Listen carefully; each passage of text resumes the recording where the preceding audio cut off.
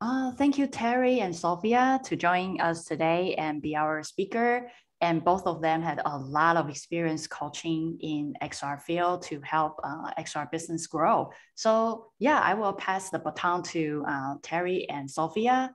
And thank you so much for being our speaker today. Yeah, thanks for having us. So I'll introduce us. I'm going to be doing a little fireside chat with Terry, who's an industry friend and colleague. My name is Sophia Moshasha, and we're going to be talking about navigating the uncharted waters of the metaverse and how to become ready for the metaverse from a brand side, even from an XR technologist side, how we can position our companies as XR technologists to deliver the right strategy for our clients. And I apologize for the background noise. I have some cute kids around me right now. But anyways, my name is Sophia.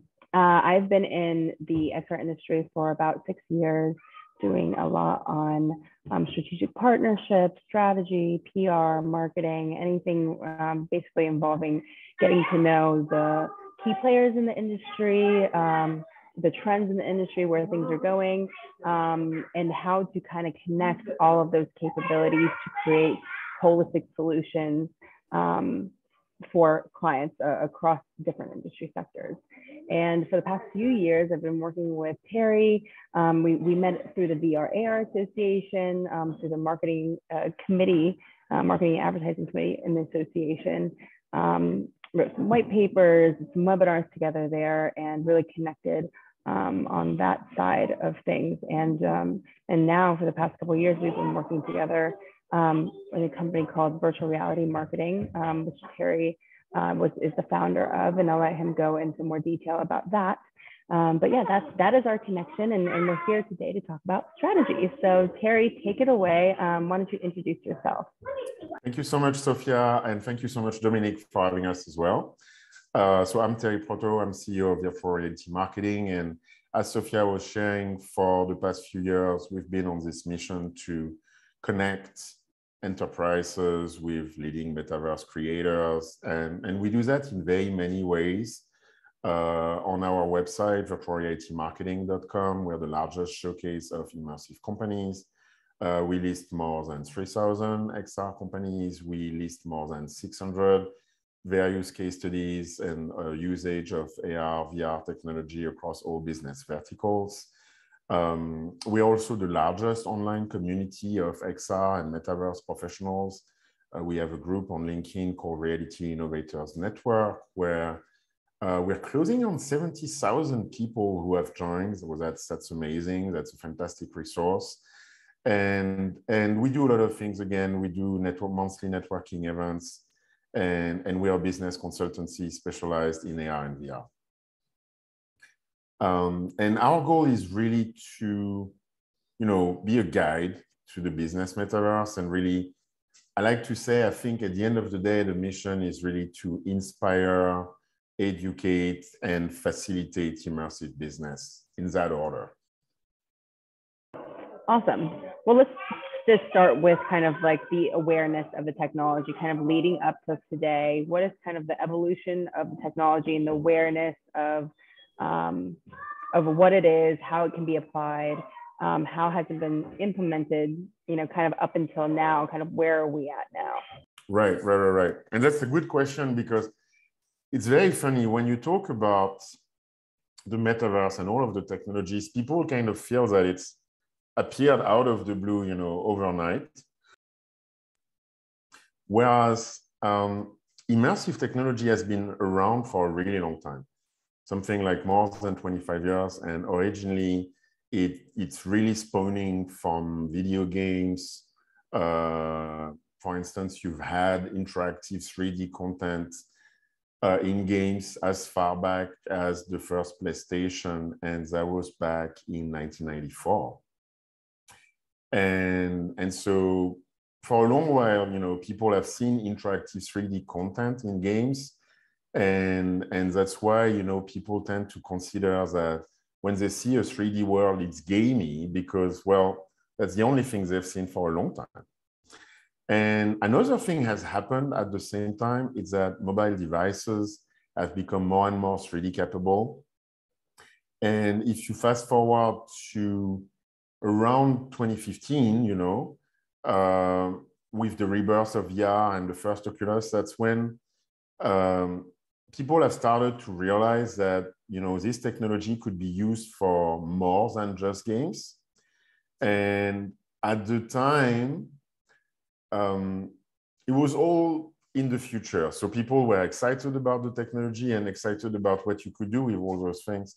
But it was all, you know, you're going to be able to do this with travel and you're going to be able to do this for marketing, but the examples didn't exist. And for the next 3-4 years, there's been this big experimentation phase where a lot of companies have tried to apply this technology across various verticals. And one of the very interesting things that has happened, and I think one of the reasons why, you know, this isn't a fad, is that when applying this 3D interactive technology that you see in AR and VR, it has given like spectacular gains of productivity and ROI, and you've got those fantastic success stories, and it's more often than not.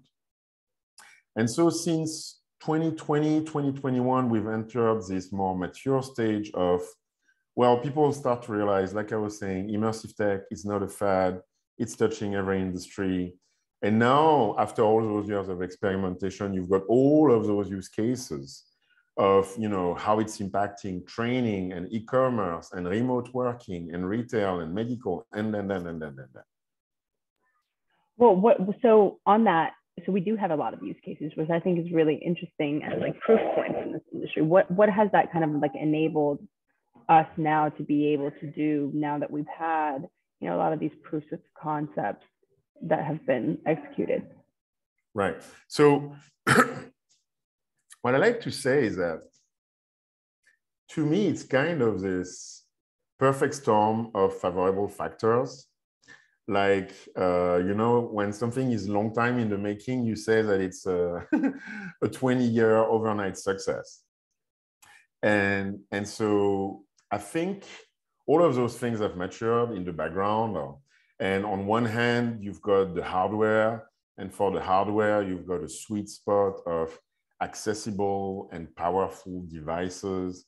You've got the headsets. From the headsets, you know, just in a few years, we went from the HTC Vive with a powerful PC and sensors everywhere. And now you've got the Quest and it's like $299 and you just have the headset and nothing else. And same with the phones, you know, like now any mobile phone is a 3D powerhouse that you can compare to a PlayStation 3 or a PlayStation 4. And as I was saying, on the software side, the business cases are here now. And I think also another parameter is COVID. Like COVID really accelerated everything because everyone was so forced to work remotely that everyone was really off last 2 years to the box and all the things. And so I think it has really accelerated the need for remote and digital everything. And another parameter coming from gaming again is the online worlds. Like people have seen those massively online worlds like Fortnite and Roblox, and not just the games, like all of the activities around the games. So for instance, in Fortnite, it's very easy to name the Travis Scott concert or the Ariana Grande concerts. And those things have been drawing literally millions of people. And oh yeah, and of course the Facebook announcement.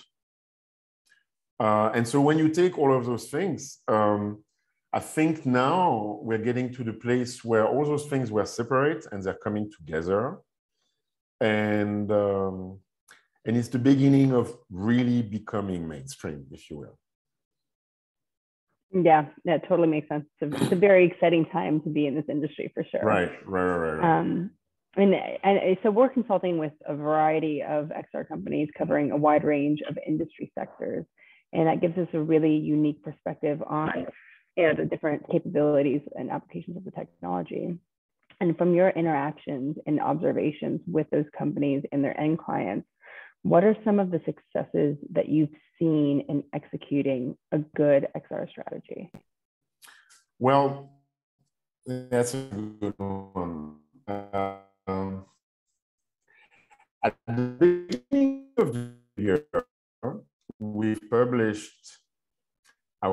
top 10 AR and VR opportunity to take the whole year in review and see what everyone has been doing. And so one of the examples I like very much, talking of remote and doing everything remotely, there's this amazing company called Glue, and they have this remote technology for spaces that have been designed for the business and are also very sexy. They are beautiful and inspiring. And they have this superb case study where in Europe, one of the largest media groups from Germany has been piloting this technology to create VR remote meetings as an alternative to Zoom for certain type of events like workshops and design sessions. And I think one of the reasons why they like it is that it's not, it's a perfect combination of, being serious and achieving a goal and being functional, but also having a good time. And, recreating the link with people, like all of those informal things that you do when you're in an office, you can do in VR as well. And they've had this fantastic feedback of like 93% positive feedback. And now it's being rolled out inside of the whole group as one of the tools they're going to be using for communication alongside, traditional means like messaging and Zoom and, everything else. Another example, if you want, is I like the AR in restaurant example. There's a company called Curiel, and completely different context. This time it's, you're in a restaurant and they're like what they have, for instance, in New York with fancy restaurants, and they have like all of those French and Italian desserts, and no one knows the name and what's a millefeuille, I don't know. And so you don't know, you don't buy. And what those guys have been doing is using AR to bring those menus to life. And it's really cool. It's using photogrammetry, which is advanced photography. And basically using advanced photography techniques, you can reproduce in 3D something that looks exactly like the dessert or whatever's on the menu. And long story short, it's fantastic because it's super engaging for customers. They love the experience. Like I said, brings the menu to life. And most importantly, once again, some restaurants I've seen like a growth in like 20% or plus in sales just because people love it and are excited. So it's always this nice mix of cool, fun, exciting, and good for business. Yeah, specifically with the restaurant AR example, we actually did a play, a few industry colleagues and I did a play at AWE this past June, and it called Metaverse, A Day in the Life. And that was one of the scenes was to use augmented reality in a restaurant scenario, especially now that we're all getting used to this idea of scanning an image or a code to be able to pull up some other sort of information. QR codes have been around for like what, 15 years at least. Yeah. We never knew what to do we never knew what to do with it at that time, But with COVID, yeah. like now it's worse. Like all the restaurants, they need to have like the touchless menu thing where you don't have anything, you just have a QR code. It's the expectation now. I mean, it's set us up perfectly for being able to deploy other types of technologies that are using like very similar capability sets. So yeah, it's very, very interesting. I think that's definitely the next phase from what we're going to see, and specifically restaurant, the utilization of this immersive technology within restaurants. So in terms of like when brands and companies come to you or, some of your XR clients, what are some of the, I know everybody's like just so excited about this thought about converting to Web3 and the metaverse, but I know there's a lot of misconceptions of different misaligned expectations, perhaps, maybe not understanding either where to start, but also, what the true capabilities are, where it's going, how to set themselves up for success. What are the most common misconceptions that brands have when looking to execute immersive technology or metaverse strategies, and how do you address those expectations versus the realities that brands might have when wanting to create those strategies? Right. So I think right now, that's probably the biggest topic of this year. As you were mentioning AWE, so there was the Augmented World Expo conference in Santa Clara early June. And I was, everyone in the industry was there, and it was a great time to reconnect and discuss.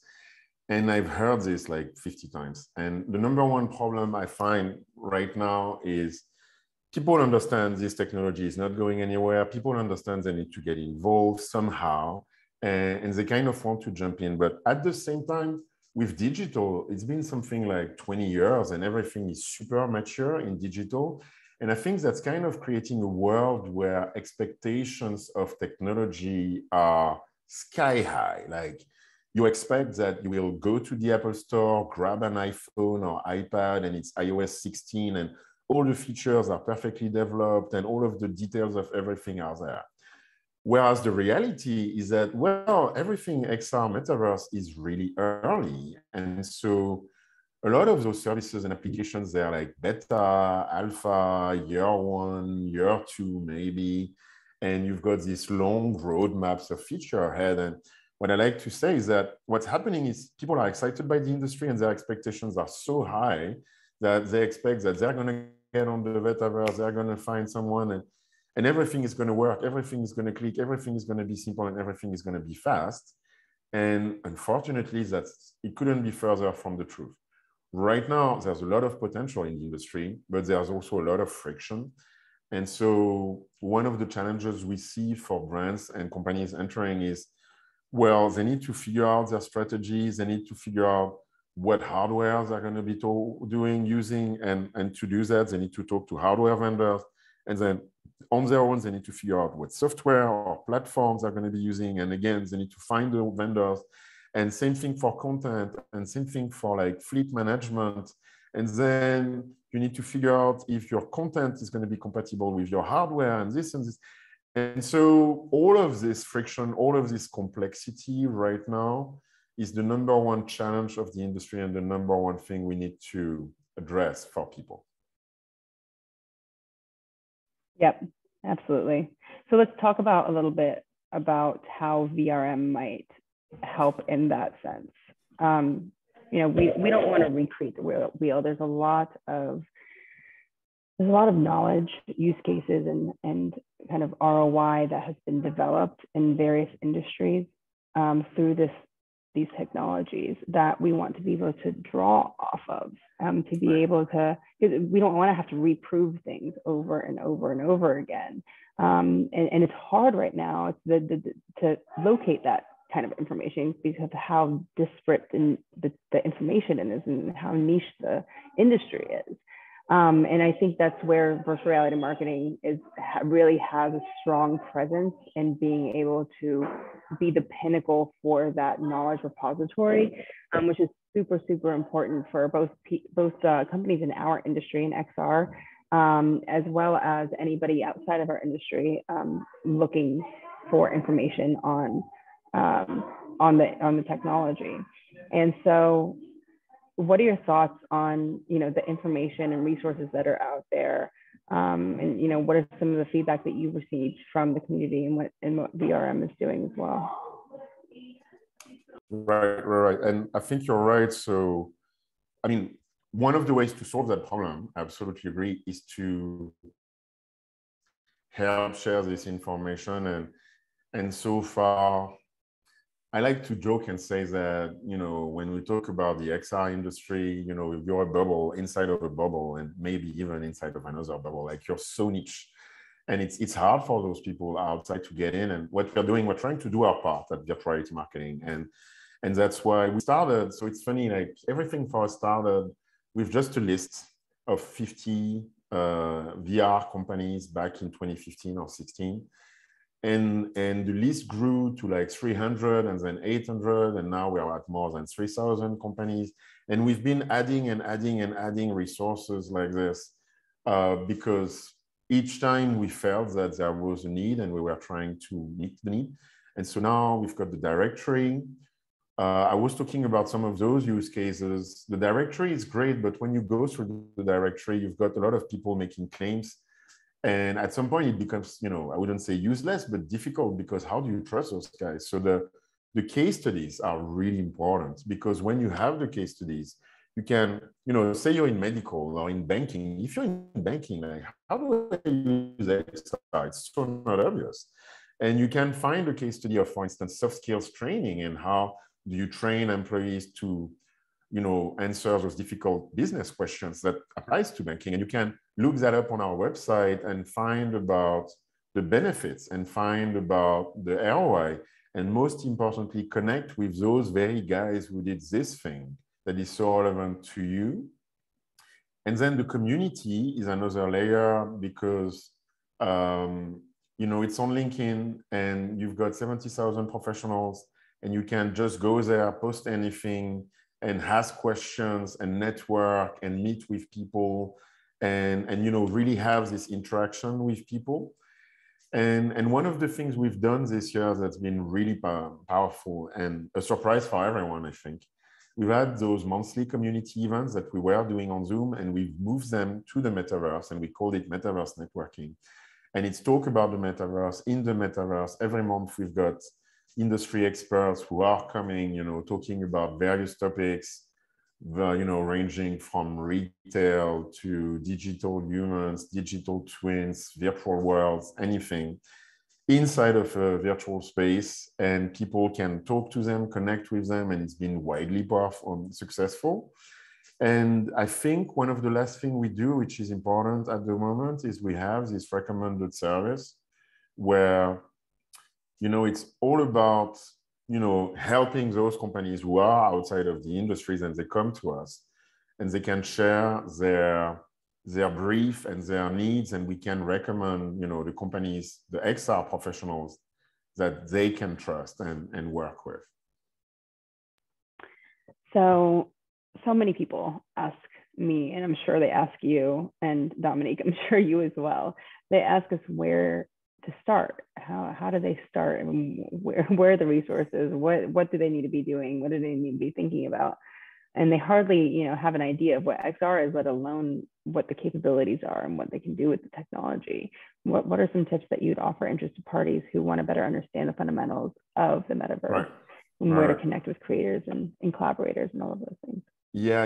And you're right. So it's challenging. It's certainly a jungle out there, and there's a lot of things.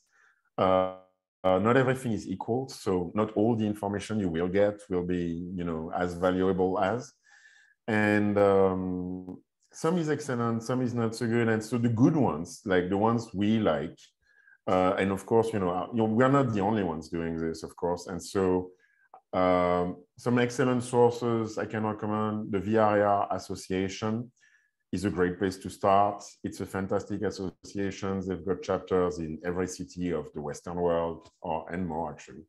And they organize events. They have the Immerse event. I forgot the exact name, but Immerse event. It's in Miami in December. Great place to be. And they have a lot of resources. They also have a lot of online meetups and events on various topics. That's a great place. AWE, Augmented World Expo, is another good one. So they had their AWE USA conference in June in Santa Clara that I mentioned earlier. I believe they have two other AWE conferences, Europe and Asia, later this year, like September, October, November, something like that. And they do a bunch of things as well. They've got the OGI Awards, which is also a great place to start because you see all those companies putting out some of the best content. So another one that's fantastic. And then you've got, several initiatives. Top of my head, I could name XR Collaboration. I find is a great website where you've got tons of resources and guides on all things you can imagine in the XR world. The Police Web Awards is also a good one. That's another type of awards, and they're really focused on all things WebXR, everything that you can do, simply with a computer without a headset. And to finish, I would say, like the simplest is that LinkedIn is probably, a great place to start because all of the XR industry, everyone is super involved in LinkedIn. I know we are. And if you connect with the right people, then all of a sudden, someone was telling me that their LinkedIn feed right now was like LinkedIn and coffee in the morning was the best part of the day because they had like all of those cool stories of all the companies doing this thing and all of sharing all of their successes and all of the excitement and just, you know, reading LinkedIn, being connected with the right people was fantastic for them. And I would agree. Yeah, I do the same thing. Like every day I just look up my LinkedIn and I like a bunch of them. And later on I can go back and see my old activities. And then, yeah, just. Yeah. I get most of my news from LinkedIn, actually. I'm like, okay, what's new today? Yeah, same here. No, it's great. And, you know, also because like you know, everybody else is depending on, you know, what is said by news mediums and whatever the reports are coming out. But LinkedIn, when you're connecting authentically with, you know, companies both big and small that are in the space, you're really seeing the insight of what's Right. happening in the space. Yeah. The people, like what I like about it is really the people, because you can, LinkedIn is this one place where you can connect with people directly. I find that everyone is in the industry is very friendly, very approachable. Mm-hmm. Even CEOs, I mean, I keep talking to CEOs all the time and they are the most approachable people. They are really generous in comments and time. And mm-hmm. Yeah, it's fantastic. It's almost like crowd-sourced information, you Exactly. know, organic information. So yeah, it's great. I love it. But I've had difficulty connecting with people on LinkedIn or just really trying to, you know, get a foothold in there. Like, Mm-hmm. maybe it's because I'm not really in the industry yet. It seems like all of you are really deep within the industry with your own business, and I'm just kind of. It took years. It took years. I mean, I've been in the industry for 6 years. Terry, like longer. You know, being a game designer. I mean, I've been there forever, so. But once you start connecting with people, joining the Reality Innovators Network and those types of things, you'll just grow your network exponentially because you'll start knowing who else to connect with. And sometimes you don't even have to have a rhyme or reason to, you know, to connect with somebody and just be interested in the work that they do. I have had very good experiences with people in our network just loving to share. And that's part of the reason why I really like this industry, is because the people are very collaborative.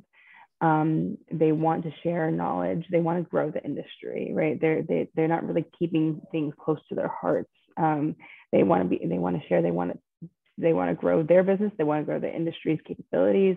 And so they're very, very open and willing to talk, you know, even get on the phone, you know. Yeah. And so if you show interest in what they're doing, they're very likely to be an open book for you. I would completely say on that. And I would say, yeah, of course, it's easier when you've been in the industry and you know people. But then again, it's not hard to know people. Like a lot of people are very visible. You can connect with them fairly simply. You can follow them. But more than this, what I would advise is not just follow and observe, like jump in. It's kind of the same thing of, you know, feel free to comment and share your opinion and like bounce ideas. And you'll be amazed at how, if you make comments, people will reply to you. And also ask. Like I get a lot of ask. You'd be surprised. Like I've got every 2-3 weeks, like students coming to me, asking me for, hey, I'm working on this thesis on XR technology, and I don't know, and I just want to ask you like 5 questions for 20 minutes. And I get on calls with students and I try to help them, you know, answering their questions, and I'm not the only one. So like do this, and the more you do it, the more you're going to be identifying more people and your name is going to come up. And, you know, it's kind of like same thing we were talking at the beginning, like doing it, you know, connecting, and it becomes easier and easier as you do it. Okay. Right. Yeah, I remember last time back in 2018, I was kind of just putting a lot of YouTube on LinkedIn. And I kind of read, I remember I read Charlie Fink's Metaverse. It was kind of just just published. And I told myself, wow, if I can talk about the book, that would be great on my show. I don't know where did I get the courage because before I was like a nobody. I mean, now I'm still, learning, but before I was like, nobody knows me. So I reached out to Charlie.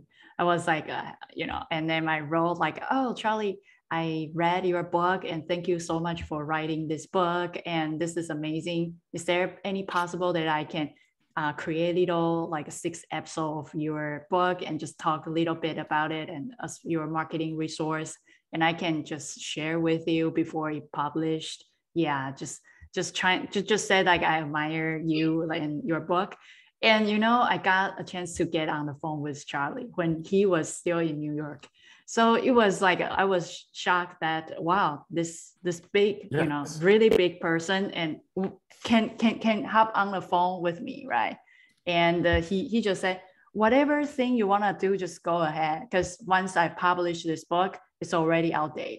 And he's just, yeah, he's super cool. And so that's why I think, yeah, Charlie's a cool person. And I didn't realize that I can connect with somebody like leaders. That's so easy, right? just I think honestly, I would say another thing, we keep talking about this time, and I think we're living in a really unique time. I personally think it's never been easier to connect and be in touch with people all around the world. Like one of the things we're talking about COVID, I'm in Cabo San Lucas, Dominic is in California, Sophia is in DC. And it's always, always, always the case. Like it's impressive. Like before the internet, before social media, if you wanted to do the same thing in 2005, in 2005, you want to connect with industry leaders, in the auto industry, good luck doing that. It would have been much, much harder. I think now is a great time because number one, you've got the technology to do this. Number two, especially with COVID, people are so used to doing everything remotely that it's become really normal. And yes, you've got this mindset of the industry of being open and everything. So if anything, I think it's a great time. Your Charlie Fink story is perfect, Dominic. Yeah. And I think this is, LinkedIn is great. And I remember one time, I think Alan Smithen, he posts a post like asking about people or something, and someone tagged me. And I was like, oh, I want to meet, connect with Alan. And then later on we connected and I listened to his podcast. And I really, like during that time, XR Ignite, right? And I was like, business? Yeah. I forgot the name, but I listened to that and I listened to all the episodes and I learned a lot. And I got so inspired. So I wrote to Alan and say, wow, you guys are amazing. And I think he introduced me to join another group.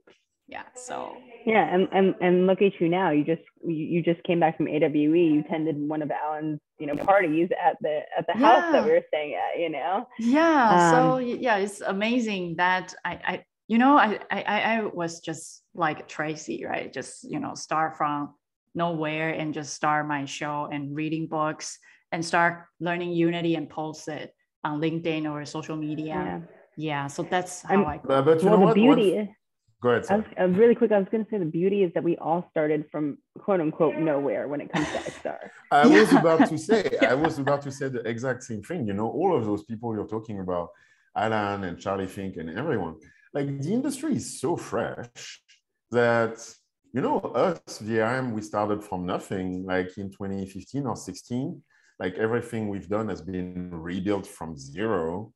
And even the current version of the website has been out for like 18 months or less. And so it's kind of this really cool thing about, this Far West stage of what is the Far West? Everything is new. It's not like if you go in the auto industry or if you go in the movie industry, like the studios were the studios in the 1930s, forever. But now, everything is fresh and everyone is new. And even the most established people, well, yes, they're just starting and everything is easy. So again, great time.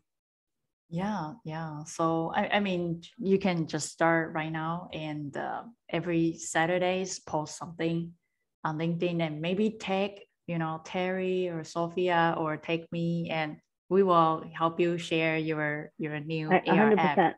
Yeah, I always tell people to do that. Tag me, you know, if they want my participation, and we will. And a lot of people we want to support. You know, it's definitely a very fluid, giving community. And Dominic, you did all the right things, and that's exactly what I did when I first started. Even now, I do as well. I'm always offering and giving, and not expecting anything in return necessarily, even. And people remember that in general. I think it's just like a very common humanistic thing, right? It's an excellent advice for anything in life. Yeah, and it works. And everybody wants to support each other, because if we're growing as an industry, it's good for everyone, you know? Yeah. And then another thing I wanted to say, when people commonly ask me about diversity and inclusion and all those things, I'm a woman, and I co-founded a group called XR Women, which you forgot to mention, Terry, as a resource. But but do look up xrwomen.com. We meet every Wednesday on iLearn's Virbela campus. But when I get asked a question all the time, I talk about diversity and inclusion not from a gender or race perspective, but from a skill set, background, and experience perspective. And in that sense, everyone has really a lot to offer this industry. Like, technologists alone can't do this, because we can be great at what we do and know the technology in and out, but we need the subject matter expertise of people coming from these various industry professions to be able to guide the technology and how it should be applied to that industry sector. So that is very important. So even if you're brand new to the XR space, your inputs are very valuable to the space. Right. So don't ever think that you're too new to jump in on Right. I would go even further. There's one article I keep talking about, and I've never had the time or made the time to write, that's called "There's No Such Thing as the XR Industry." And the idea was that basically the companies, when XR restarted back in 2016, it was, hey, I'm a VR company and we do a bunch of different things, and we do medical and travel and this and this and that. And now the companies that we see that are really successful, they're very vertically integrated, and they're real estate marketing that use a bunch of technologies, including XR. But at the core, they're really real estate people. And that's completely different from medical training companies. And this time they are medical experts, and they're training people, and they've been doing it for 20 years. And they have e-learning on PC and iPhone and iPad apps. And now also they're using XR. And you've got this for each and every vertical. And so back to what Sophia was saying, well, it's even worse. Like the XR companies that are succeeding, well, they're not XR. They're embedded inside of those industry, and it's vital to have all of those expertise, and it's all the expertise in the world, literally, because it's all the verticals in the world. So anything and everything you can add is important, because it's not just about the technology, it's about what you're going to do with the technology. Yeah, I remember Charlie post a post. He said he is the dean student in XR. And I was like, if he labeled himself a dean student, then I feel like everyone is so humble, and and I don't feel weird, embarrassed to think I'm always learning, right? Because sometimes we need to think we need to be an expert in order to do something, right? But I think in XR is just like Sophia said, that it's the process, right? We just keep moving. And since the technology goes so fast, I remember in AWE, one girl asked me one question, like, hey, there are a lot of principles in UX UI, right? There are, a lot of font, size, buttons, menu system, everything has already set. Why there are no XR principles? And I told her that in order to create a principles, you need to make sure the device is set, right? For example, our phone, it's this shape forever, won't change to circle, or won't change to sphere or weird shape, right? and the desktop is always only those sizes. And you see everything is set, so you can easily to create, for example, like, the font size cannot smaller than 13 pt or something, right? You can set the stuff. But you see AR glass, VR, right? Everything is keep changing.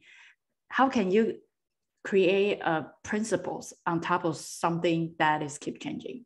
So we need to at least wait until the physical device fixed. Then we can say, oh, this font need to be whatever size and the distance. Oh, right? You're talking about the physical device that hasn't been released yet? No. I'm kidding. It's a joke. It's not even. If you're talking about like the AR glasses, like the Apple glasses, I mean, they're going to be released in like 2027 or something. Yeah, rumors said that 2023, and it's not likely, right? So if the hardware, the environment is not even set, how can you have a rule? But I think this is the beauty of it, because we are creating a future. We are not following the rules. So yes, and that's exactly. I think to me that's the most exciting part. It's again, talking about the Far West is when you have your own. You were talking about creating your own company. You can really like create your own set of rules. Like you get to decide, okay, we're going to do things this way and that way, and you keep talking with people who are trailblazing and deciding for themselves, this is how I choose to do this thing, because there's not been anything before. So you're the first one, you get to make those choices. And I think it's fantastic. Like, because for instance, in our company, we've been remote from day one. Before it was cool, like we've been remote since 2014. And so everything has been designed in our company so that we could do everything remotely. Everything is cloud-based, blah, blah, blah. And because it was not it's not because of COVID. So we had time to design those things as processes and really get comfortable with it.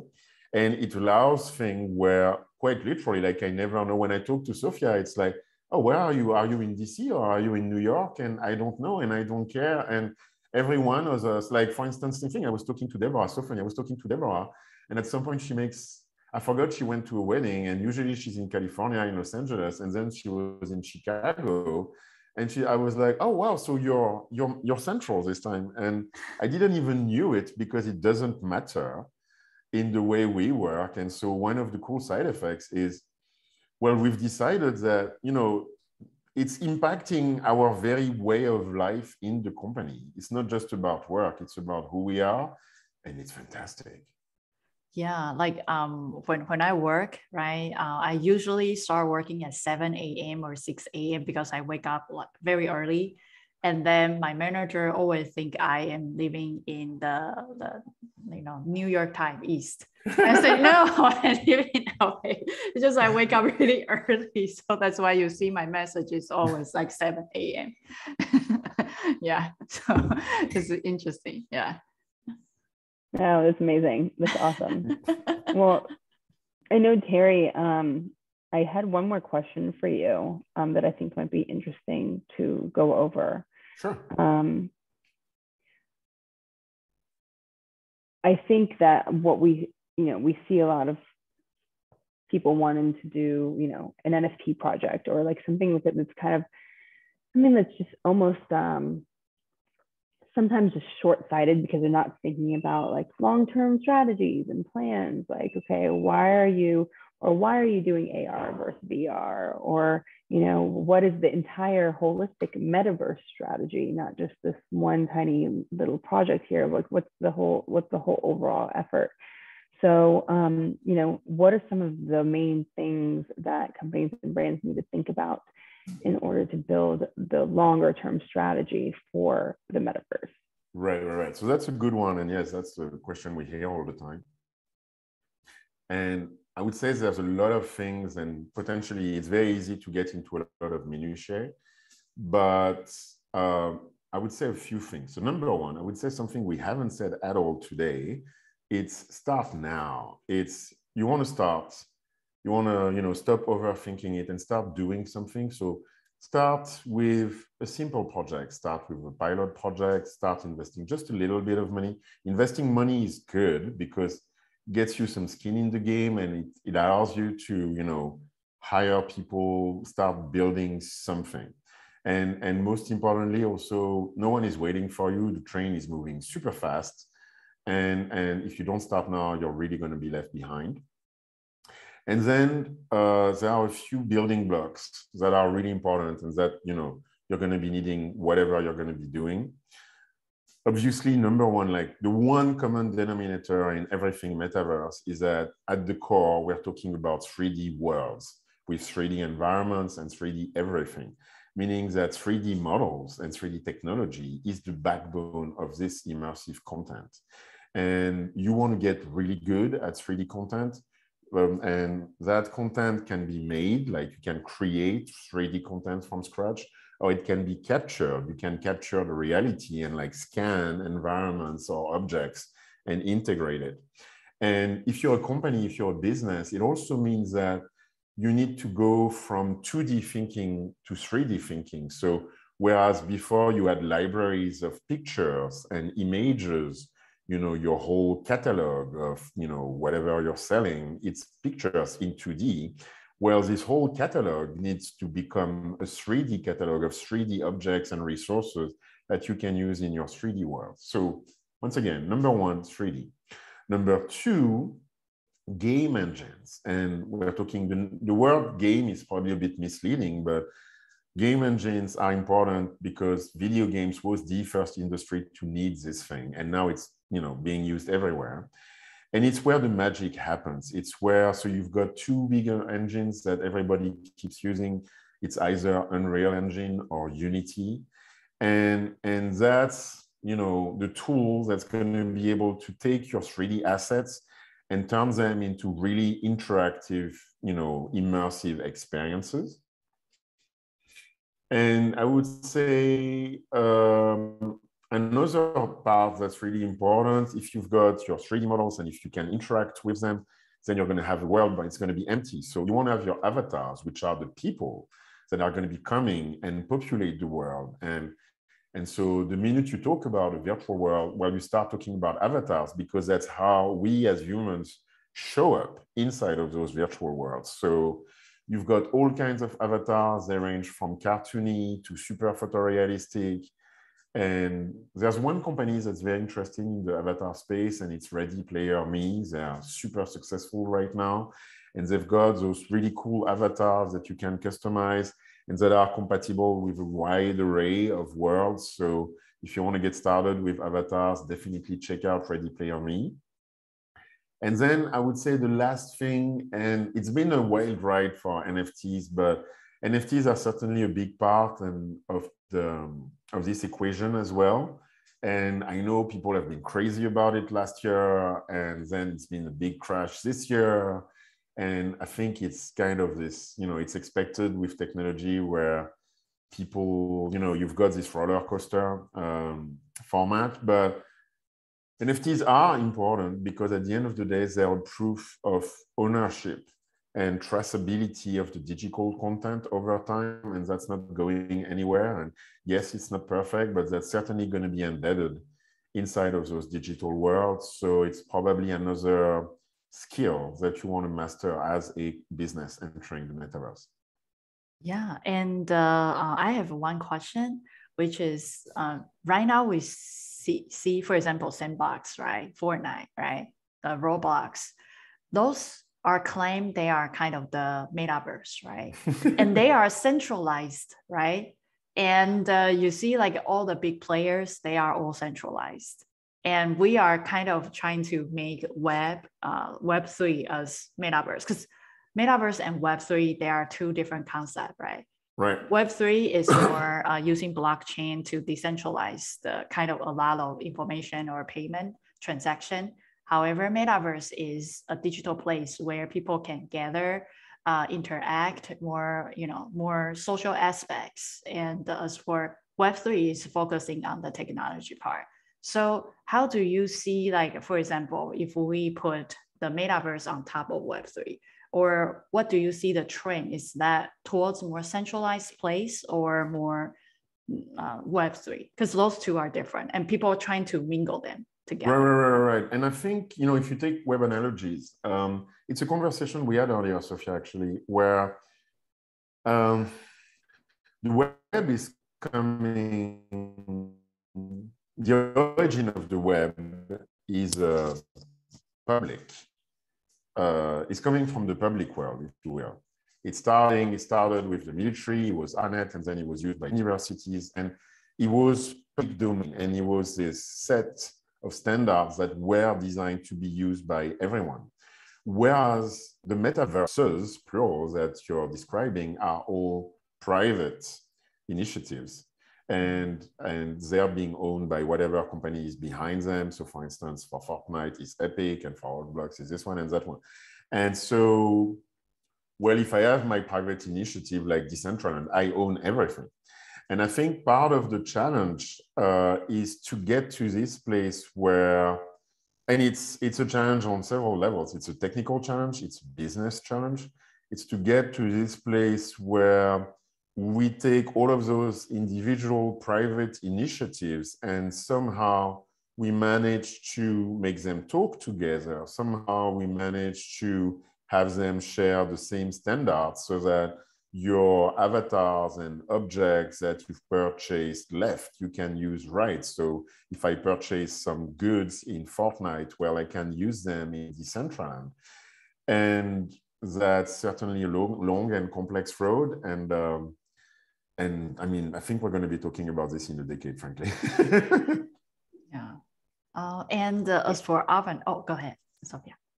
I was just going to say, I mean, I completely agree with what all of you guys are saying. And that's why there's, you know, for me personally, there's such a focus on the web and the coming of the immersive web, because I definitely think that's where everything is going. And if we want to have interoperability, not only between metaverse worlds or immersive worlds, but between everything that's going on with Web3 as well, I think that's what when we're going to see the pinnacle of capability of the metaverse, right? It's not, in my mind, it's social is like the base layer of what we do in the metaverse. But I think that from that then stems education, then stems retail and being able to do transactions, you know, having different opportunities for work in these spaces.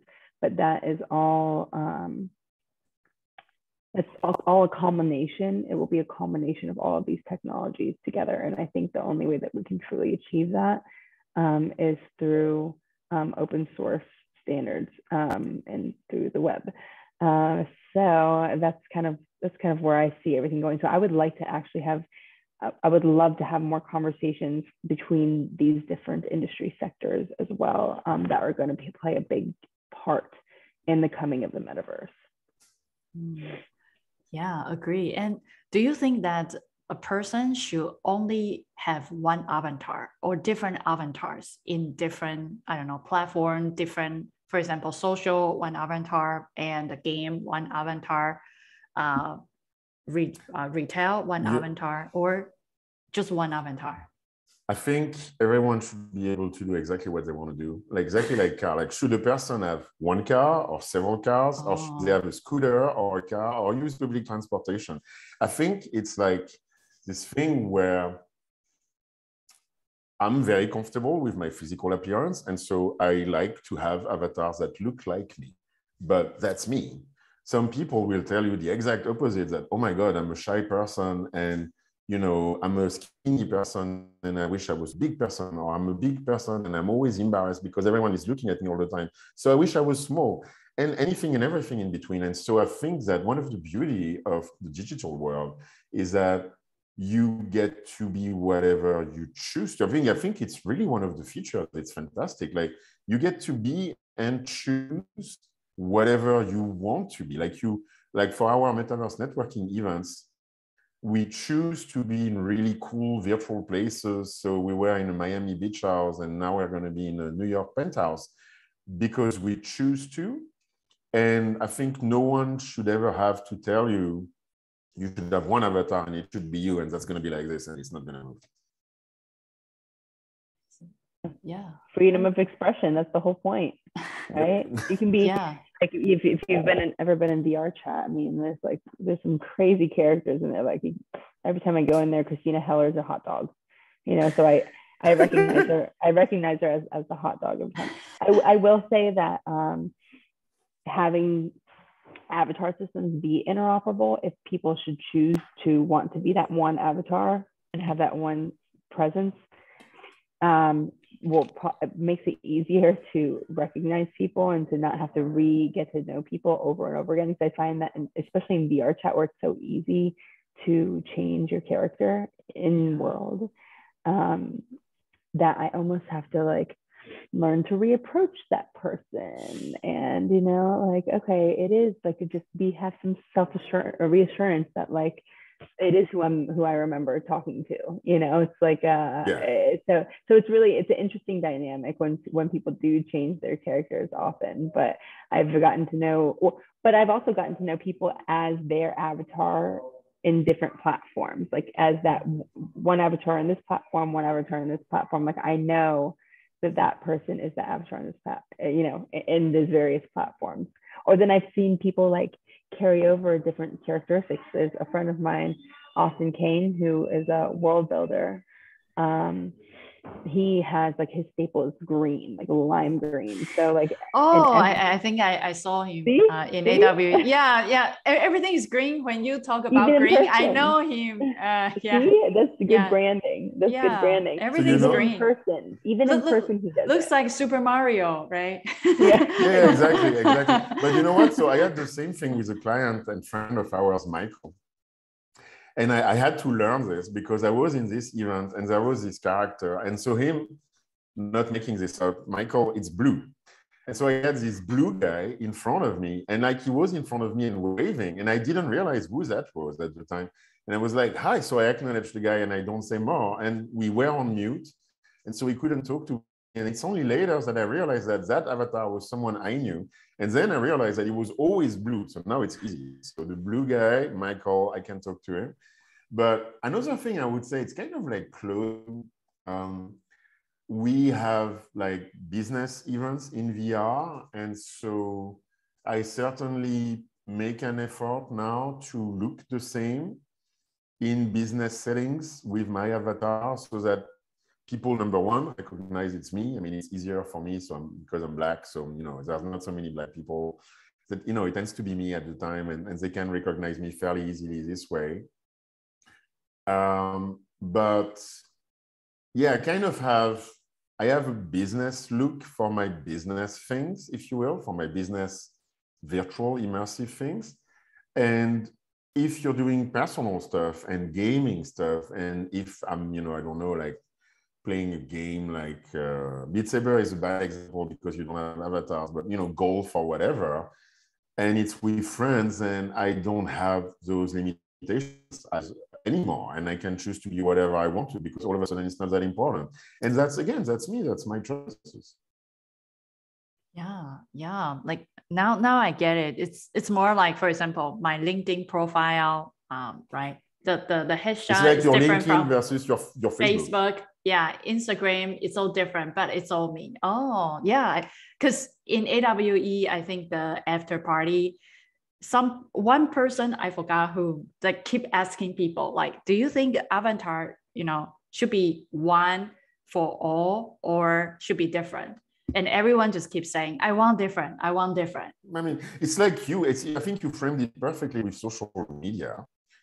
There's not just one you, like there's the you that your friends from high school know, and it's a different you that your grandmother knows from, you know, the weekend. I have plenty of real me's. And then there's the wild party girl you of anywhere 25, and I don't want to know because, you know, too much information.